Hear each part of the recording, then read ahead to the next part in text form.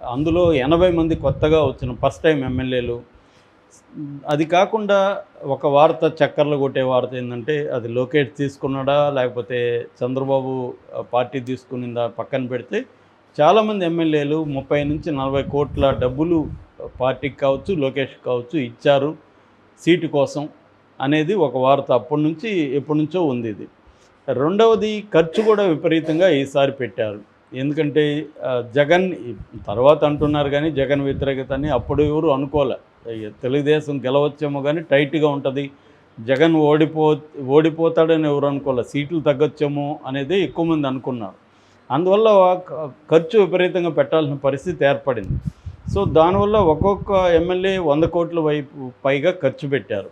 So already కొంతమంది కొత్తగా వచ్చిన ఎమ్మెల్యేలు గత 10 ఏళ్ల నుంచి రాజకీయాల్లో ఉంటూ కొంత ఖర్చు ఇన్వెస్ట్మెంట్ చేసుకున్నారు. ఎందుకంటే రాజకీయాలు వ్యాపారమే కావచ్చు కానీ ఆ వ్యాపారంలో అందరికీ లాభాలు రావు. కొంతమందికే లాభం వస్తుంది. మిగతా అందరూ ఇన్వెస్ట్ చేసుకుంటూ ఉండాల్సిందే. అందువల్ల రాజకీయాల్లో చేరి నష్టపోయిన వాళ్ళు కూడా చాలామంది ఉన్నారు. సో అలాగా ఈ ఎమ్మెల్యేలు ఫర్ ఎగ్జాంపుల్ రాయలసీమలో ఒక ఎమ్మెల్యే ఉన్నాడు. అతను ఫస్ట్ టైం, అతని పేరు నేను చెప్పను కానీ ఫస్ట్ టైం వచ్చాడు. అతను ఎప్పటి నుంచో 10 ఏళ్ల పై నుంచి పనిచేస్తున్నాడు. అక్కడ పరిటాల రవి లాంటి వాళ్ళతో అతను ఢీకొనేవాడు సొంత పార్టీలోనే. ఇతనికి ఎక్కడ డబ్బులు తినే అవకాశం రాలేదు, సంపాదించుకునే అవకాశం రాలేదు, ఖర్చు పెడుతూనే ఉన్నాడు. ఇప్పుడు ఎమ్మెల్యేగా అయ్యాడు. అతను ఏమైపోయాడంటే మటన్ కొట్టాడు దగ్గరికి కూడా వాడికి మంత్లీ ఇది పెట్టేశారు, టార్గెట్ ఇచ్చాడు. వాడు మంత్లీ ఇంత ఇచ్చేయాలి. సో ఈయనకి అలాగా చివరికి తన సొంత పార్టీ తెలుగుదేశం పార్టీలో ఉండే నాకు తెలిసిన ఒక కేబుల్ ఆపరేటరుకి 30 లక్షలు టార్గెట్ పెట్టాడు. ఎవరు? ఎమ్మెల్యే. 30 లక్షలు ఇతను ఇవ్వలేడు కదా, ఇతను వ్యాపారం నడవదు 30 ఇస్తే. అందుకని ఇతను చంద్రబాబు లోకేష్ దగ్గరకు కూడా పోయాడు. అక్కడ ఉన్న మినిస్టర్ కూడా ఇతనికి ఫ్రెండే మళ్ళీ. సో మినిస్టర్ ఏం చేయలేకపోయాడు, చంద్రబాబు లోకేష్ ఆ ఎమ్మెల్యేని ఏం చేయలేకపోయారు.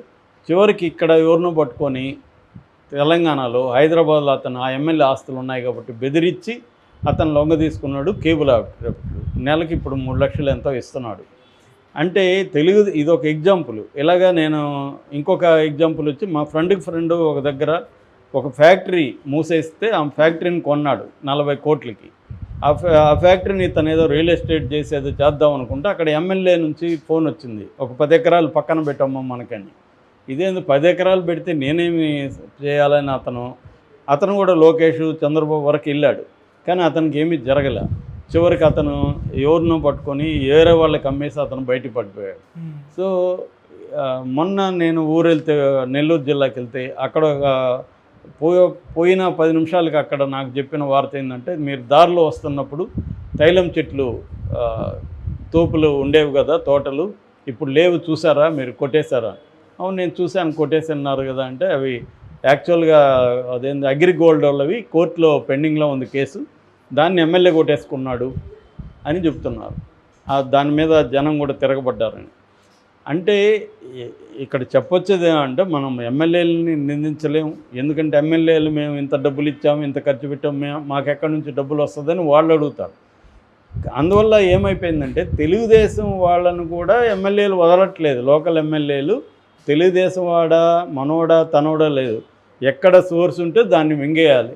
ఈరోజు కష్టం కావచ్చు, మండేకి ఆయన జామీన్ పెట్టాల్సి ఉంటుంది. షూరిటీని సబ్మిట్ చేస్తే మామూలుగా అయితే ఆయన బయటకు వచ్చే అవకాశాలు ఉన్నాయి. ఎందుకంటే ఇప్పటివరకు ఆయన మీద 5 కేసుల్లో వారెంట్ ఇష్యూ చేసి 5 కేసులు కోర్టులో పెట్టారు. కాకపోతే ఆయన మీద ఆల్రెడీ 30 కేసెస్లో ఫిర్యాదులు ఉన్నాయి, కంప్లైంట్లు ఉన్నాయి. అందులో 17 కేసులు ఎఫ్ఐఆర్లు కూడా అయిపోయినాయి. కాబట్టి పోలీసులు అంటే ఇక్కడ గవర్నమెంట్ అనుకుంటే అతన్ని మళ్ళీ రిలీజ్ అయినా కూడా పీటీ వారెంట్ తీసుకోవచ్చు. లేదు జైల్లో ఉన్నప్పుడే రిలీజ్ అవ్వకముందే రేపు మండే పీటీ వారెంట్ వేసి ఆగమేఘాల మీద వెళ్ళొచ్చు. నిజానికి సిఐడి అలాగే చేసింది. సిఐడి కానీ చేయకపోతే ఆయన 1 వీక్ 10 డేస్ బ్యాక్కే బయటకు వచ్చేవాడు. కానీ సిఐడి కూడా మళ్ళీ చేసిందంటే అర్థం వాళ్ళ గవర్నమెంట్ని బట్టి ఉంటుంది. అంటే ఇతన్ని ఇంకా వేధించింది చాలు అని వాళ్ళు అనుకుంటే ఆపేస్తారు. లేదు ఇంకా వేధిద్దాం ఇతన్ని అనుకుంటే మాత్రం పోసాన్ని వేధిస్తారు. ఎందుకంటే ఇప్పుడు శివాజీ లాంటి హీరో ప్లస్ క్యారెక్టర్ ఆర్టిస్టు ఆయన కూడా చాలా ఇంకా వేధించింది అన్నట్టు మాట్లాడాడు, క్షమించి వదిలేండి అని. అంటే ఇక్కడ క్లియర్గా గవర్నమెంటు ఒక నేరం చేసిన వాళ్ళని కోర్టులో శిక్షించడం కాకుండా కోర్టు బయట లీగల్ సిస్టమ్ను ఉపయోగించుకొని కోర్టు బయట వాళ్ళని శిక్షించే కార్యక్రమం. పేరుకేమో లీగల్గా చేసినట్టే ఉంటుంది, కానీ దాంట్లో లీగల్ సిస్టంలో ఉండే లూప్ హోల్స్ను ఉపయోగించుకొని ఇప్పుడు ఎందుకు ఇన్ని కేసులు పెట్టారని ఏ కోర్టు అడగదు కదా. ఒక వ్యక్తి మీద ఒక నేరానికి ఇన్ని కేసులు ఎందుకు పెట్టారు, వాళ్ళకి సంబంధం ఏముంది, కంప్లైంట్ ఇచ్చిన వాళ్ళకి ఏం సంబంధం అని ఏ కోర్టు అడగట్లేదు. సో ఓన్లీ హైకోర్టు మాత్రమే ఫిర్యాదులో లేని సెక్షన్లు ఎందుకు పెడుతున్నారు అనేది అడిగింది. అట్లాగే 7 years లోపల ఉన్న వాటిని అరెస్టులు చేయొద్దు అని అడిగింది. అట్లాగే చిన్న కోర్టులకి అంటే కింది కోర్టులకి మీరెందుకు మెకానికల్గా రిమాండ్కి పంపించేస్తున్నారని చెప్పింది. అయినా కూడా ఎక్కడ ఆగట్లేదు. ఎందుకంటే కింది కోర్టులు, నేను చాలాసార్లు చెప్పాను, కింది కోర్టులు గవర్నమెంట్కి యాంటీగా బిహేవ్ చేయడానికి ఇష్టపడవు. జనరల్గా పోలీసులు ఎవరినైనా రిమాండ్కి తీసుకెళ్తే వాళ్ళు యాంత్రికంగానే కళ్ళు మూసుకొని రిమాండ్కి ఇచ్చేస్తారు. వాళ్ళు పెద్దగా దాని మీద వర్క్ చేయరు, ఎందుకు వచ్చింది మనకని. సో ఇది జనరల్గా జరిగేది. సో అందుకని మన ఎప్పుడైనా కూడా రాజకీయ నాయకులు నేర్చుకోవాల్సింది ఏంటంటే లీగల్ సిస్టమ్ని అర్థం చేసుకోవాలి. లీగల్ సిస్టమ్ ఎలా వర్క్ చేస్తుంది, ఈ లీగల్ సిస్టంలోనే మనల్ని ఎలా అవతల వాళ్ళు వేధించవచ్చు అన్న క్లారిటీ ఉండాలి. ఈ పోసానికి అది ఎంత లేనట్టుగా ఇప్పుడు చూస్తే అనిపిస్తుంది. అతను బేలగా ఏడ్చడం, నన్ను చంపేస్తారని చెప్పడం, నేను చచ్చిపోతానని చెప్పడం, ఇవన్నీ చూస్తున్నా అంటే అతనికి మాట్లాడుతున్నప్పుడు ఈ ఐడియా లేదు. కార్యకర్తలకి ఏదన్నా ఫైనాన్షియల్ ప్రాఫిట్ లేకపోతే వాళ్ళకి వాళ్ళు ఎందుకుంటారు? ఓన్లీ నువ్వు గొప్పోడు, కార్యకర్తలతో సమావేశం, మీరేమో బలం, ఇవన్నీ కుదరదు కదా. నాకేంటి సార్ అంటారు కదా అందరూ. సో ఇది చంద్రబాబుకు ఉండే ప్రాబ్లం. సో చంద్రబాబు 20 మంది ఎమ్మెల్యేల మీద కేసులు పెట్టించబోతున్నాడు అని వార్తలు అయితే వస్తున్నాయి. ఎందుకంటే గత కొంతకాలంగా కొంతమందిని చంద్రబాబు డిప్లాయ్ చేసి ఎమ్మెల్యేల మీద పనితీరు మీద మొత్తం రిపోర్ట్లు అయితే తెప్పించుకున్నాడు. ఏ ఎమ్మెల్యే వాళ్ళు ఆ సర్వే చేసిన వాళ్ళు ఫేస్బుక్లో కూడా పెట్టారు, నేను చూశాను. అంటే ఏ ఎమ్మెల్యే పనితీరు ఎలా ఉంది, ఎక్కడెక్కడ ఏ ఎమ్మెల్యేలు ఎలా భూ కబ్జాలకి, ఇవన్నీ చంద్రబాబు అయితే నివేదికలు తెప్పించుకున్నాడు. ఇలాగా అందరూ చేస్తారు. ఎందుకంటే ఒకటి వాళ్ళని కంట్రోల్లో పెట్టుకోవడానికి, ఒరే నీ జాతకం నా దగ్గర ఉంది, నువ్వు మూసుకొని నేను చెప్పినట్టు వినకపోతే నీ అంతు చూస్తానని చెప్పచ్చు. సో అలాగేమైనా చేస్తాడా అనేది చూడాలి. అంటే మరీ మితిమీరిపోయి అరాచకాలు సృష్టిస్తే అక్కడ నెక్స్ట్ మనం గెలవం అనుకుంటే అప్పుడు చంద్రబాబు కూడా ఇబ్బందే కదా. సో వాళ్ళు దోచుకోవడాన్ని చంద్రబాబు కూడా అర్థం చేసుకుంటాడు. ఎందుకంటే వాళ్ళు ఖర్చు పెట్టారు, ఇప్పుడు దోచుకోకపోతే వాళ్ళు ఏం చేస్తారు. కాబట్టి చంద్రబాబు కానీ లోకేష్ కానీ చూస్తున్నట్టు వెళ్తారు. ఎక్కడి వరకు? ఒక రేంజ్ వరకు. వాళ్ళు మరీ తెలుగుదేశం వాళ్ళ మీద కూడా పడి దారుణంగా వాళ్ళు వ్యవహరిస్తూ ఉంటే, ఇప్పుడు నేను చెప్పిన చెట్లు కొట్టేయడం ఇలాంటివంతా చేస్తూ ఉంటే చంద్రబాబుకు తలనొప్పి అవుతుంది. లోకల్ ప్రజల్లో వ్యతిరేకత వస్తుంది. వ్యతిరేకత వచ్చినప్పుడు దాన్ని వైసీపీ ఉపయోగించుకుంటుంది.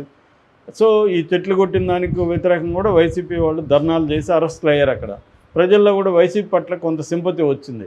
వైసీపీ వాళ్ళే బెటరు, వీళ్ళు ఇంకా దారుణంగా ఉన్నారని కంపారిజన్ జనంలోకి వచ్చినప్పుడు ఆయా నియోజకవర్గాల్లో రేపొద్దున తెలుగుదేశం ఓడిపోయే అవకాశాలు ఉన్నాయి.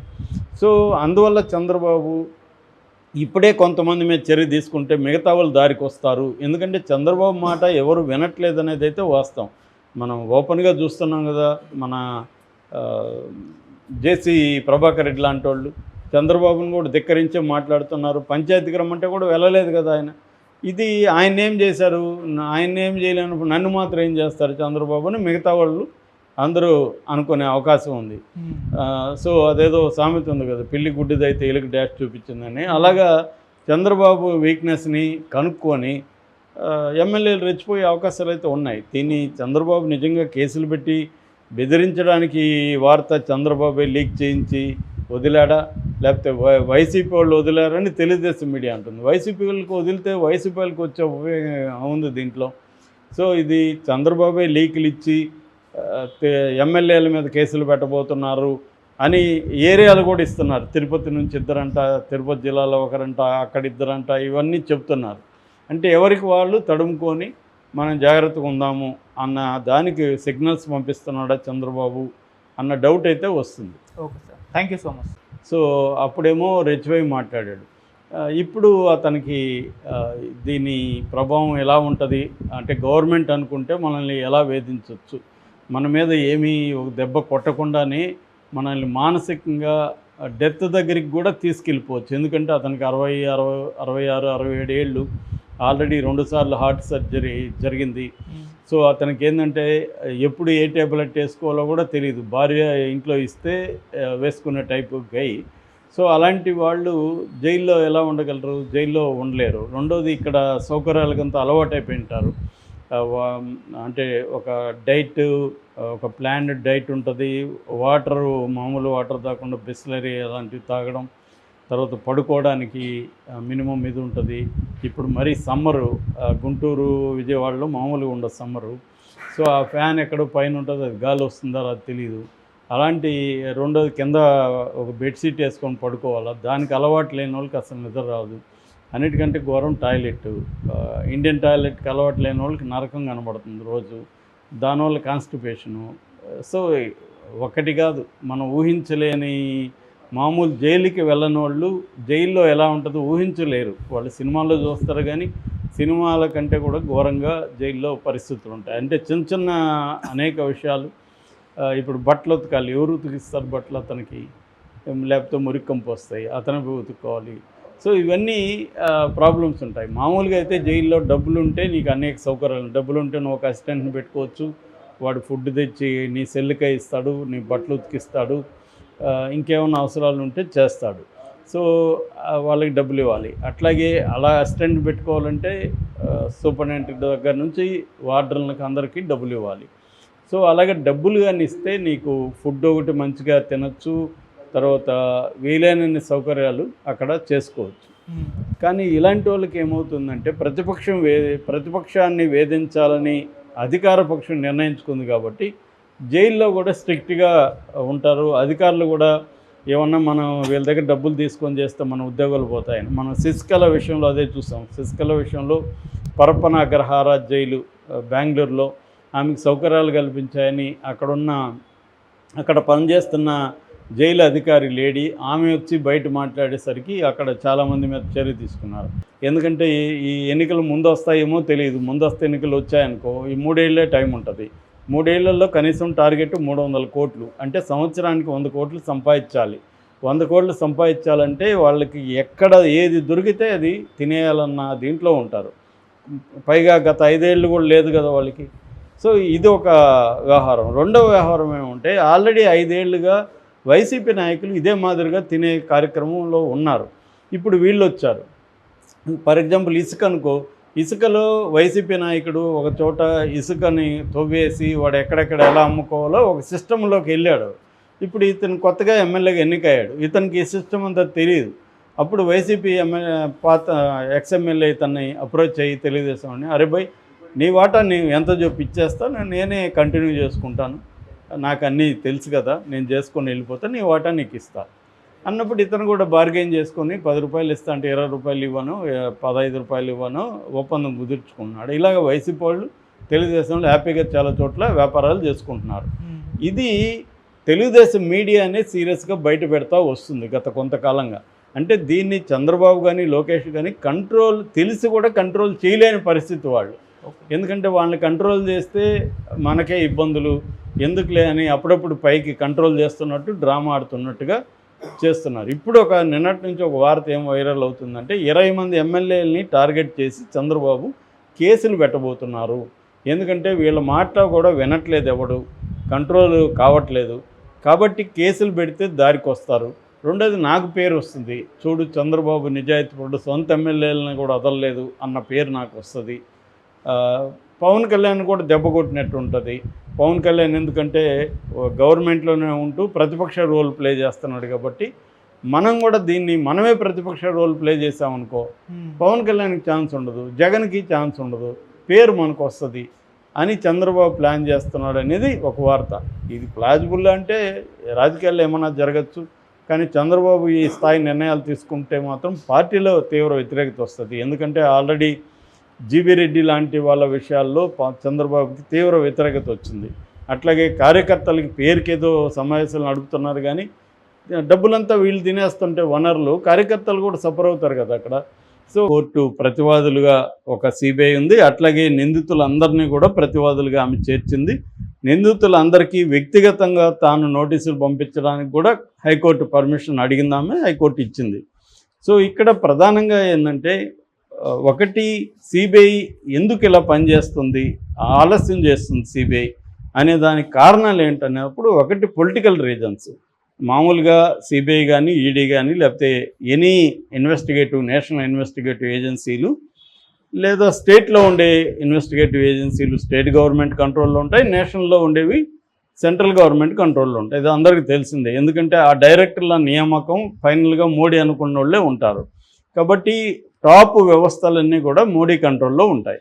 సో మోడీ అనుకుంటే వేగంగా కదులుతాయి, అవతల వాళ్ళని అరెస్టులు చేస్తే. మనం చూసాం ఢిల్లీ లిక్కర్ స్కామ్లు ఎంత వేగంగా కదిలి అందరినీ జైలు వేశారో చూసాం. మళ్ళీ ఇప్పుడు సైలెంట్గా ఉన్నారు చూడు. అంటే వాళ్ళకి అవసరం ఉన్న, ఎలక్షన్ ముందు అవసరం కాబట్టి వేగంగా కదిలారు, మళ్ళీ సైలెంట్ అయిపోయారు. మళ్ళీ ఎలక్షన్ వస్తుంది అనుకున్నప్పుడు వేగంగా కదులుతారు. ఇదొక సిస్టమేటిక్గా చేస్తున్నారు. సో అదొక కారణం. అంటే మోడీకి జగన్ ఇమ్మీడియట్గా జైలుకి, జగన్ కావచ్చు, అవినాష్ రెడ్డి కావచ్చు, ఎవరైనా జైలుకి వెళ్ళే అవసరం మోడీకి లేదు కాబట్టి పెండింగ్లో ఉంటుంది. ఇక సిబిఐ కారణాలు సిబిఐకి ఉంటుంది. సిబిఐ ఏంటంటే మనం అనుకుంటాం ప్రతిదానికి సిబిఐని వేస్తున్నారు, సిబిఐ చాలా ఎబ్సెంట్ ఆర్గనైజేషన్, ఏది జరిగినా సిబిఐకి ఇవ్వండి అని డిమాండ్ చేస్తుంటారు. నిజానికి సిబిఐ అనేది దానికి లిమిటేషన్స్ ఉంటాయి. సిబిఐ ఏంటంటే సిబిఐలో 7,295 మంది పనిచేస్తుంటారు. అందులో 5,006 మంది అధికారులు ఉంటారు. అండ్ ఖాళీలు చెప్తే 1,695 ఖాళీలు ఉన్నాయి. అంటే 23% స్టాఫ్ లేరు సిబిఐలో, ఖాళీలు ఉన్నాయి. సో ఉన్నది వీళ్ళు. కేసులేమో 1000 కేసులు పెండింగ్లో ఉన్నాయి. దాదాపు 7,300 నుంచి 7,700 కేసులు పెండింగ్లో ఉన్నాయని నేను మ్యాగజైన్స్లో చదివాను. ఈవెన్ గ్రోక్ను అడిగితే కూడా గ్రోక్ ఇదే ఫిగర్ ఇచ్చింది. సో ఆ స్థాయి పెండింగ్లు ఉంటే కేసులు, ఎక్కడ సిబిఐ కేసుల్ని తేల్చడానికి ఎంతకాలం పడుతుంది? అంటే కొన్నేమో ట్రయల్ కాకుండా ఉన్నాయి. 6,903 కేసులు, ముఖ్యంగా కరప్షన్ కేసులు ట్రయల్లో కంప్లీట్ కాకుండా ట్రయల్లో పెండింగ్లో ఉన్నాయి. ఒక 658 కేసులు ఇన్వెస్టిగేషన్లో పెండింగ్లో ఉన్నాయి. ఎందుకంటే వీళ్ళకి స్టాఫ్ లేకపోవడం, వేలాది పేజీలు పెట్టాల్సి రావడం. ఫర్ ఎగ్జాంపుల్ ఈ కేసులో చూస్తే, వివేకానంద రెడ్డి కేసులో మొన్న సునీత కూడా పిటిషన్లో పేర్కొనింది ఏంటంటే, ఈ ప్రతివాదుల అడ్వకేట్లకి సిబిఐ కొన్ని డాక్యుమెంట్స్ని హార్డ్ డిస్క్లో వేసి ఇచ్చింది. వాళ్ళేమంటున్నారు ప్రతివాదుల అడ్వకేట్లు, అసలు హార్డ్ డిస్క్లు ఓపెన్ కావట్లేదు, మాకు హార్డ్ కాపీలు ఇవ్వండి అంటున్నారు. హార్డ్ కాపీలు ఏమో లక్షల పేజీల్లో ఉన్నాయి. ఎందుకంటే వందలాది మంది సాక్షులు ఉన్నారు దీంట్లో, లక్షల పేజీల వ్యవహారం ఉంది. దాన్నంతా ప్రింట్అవుట్లు తీసి ఇవ్వడం అనేది సాధ్యం కాదు. హార్డ్ డిస్క్లు ఏమో పనిచేయలేదు అంటున్నారు. ఇలాగ 15 months ఈ పాయింట్ మీదే 15 months పెండింగ్లో ఉంది అని సునీత నిన్న ఆర్గ్యూ చేశారు, సునీత తరపున. అంటే ఒక డాక్యుమెంట్స్ ఇవ్వడానికి, మనం రామోజీరావు కేసులో కూడా ఇదే, వాళ్ళ డాక్యుమెంట్స్ కొన్ని లారీలు వేసుకురావాలి, మేము అంత ఇవ్వలేమని మన ఆయన ఉండవల్లి అరుణ్ కుమార్కి చెప్పారు. సో ఆయన మళ్ళీ వాటిని ఫస్ట్ వేసి ఇచ్చారు, మళ్ళీ వాటిని ఇదో అడిగారు ఆయన, సాఫ్ట్ కాపీలు ఇవ్వట్లేదు వీళ్ళు. దానివల్ల పెండింగ్. అంటే ఎలా కోర్టుల్లో పోస్ట్పోన్లు అవుతున్నాయంటే భయంకరమైన సిల్లీ రీజన్స్ కనిపిస్తూ ఉంటాయి పైన మనకి, కానీ వాళ్ళ సమస్యలు వాళ్ళకి. సో అందువల్ల సిబిఐకి ఇవన్నీ తయారు చేయాలి డాక్యుమెంట్స్. తర్వాత వనరులు కూడా మనం ఊహించినంత వనరులు ఏమీ లేవు. తర్వాత అది అనేక లీగల్, దీంట్లో వీళ్ళ కంట్రోల్లో అన్ని విషయాలు ఉండవు. ఒకసారి వాళ్ళు టైం అడుగుతుంటారు, ప్రతివాదులు ప్రతిసారి టైం అడుగుతుంటారు. ఇక్కడ కూడా గవర్నమెంట్లో కూడా వీళ్ళకి అనేక పర్మిషన్స్ రావాల్సి ఉంటుంది. ఏ రాష్ట్రంలో వాళ్ళు పోయి చేయాలన్న రాష్ట్రం ప్రత్యేక పర్మిషన్, జనరల్ కాన్సెంట్ అంటారు. జనరల్ కాన్సెంట్ అంటే అనుమతి ఇవ్వాల్సి ఉంటుంది.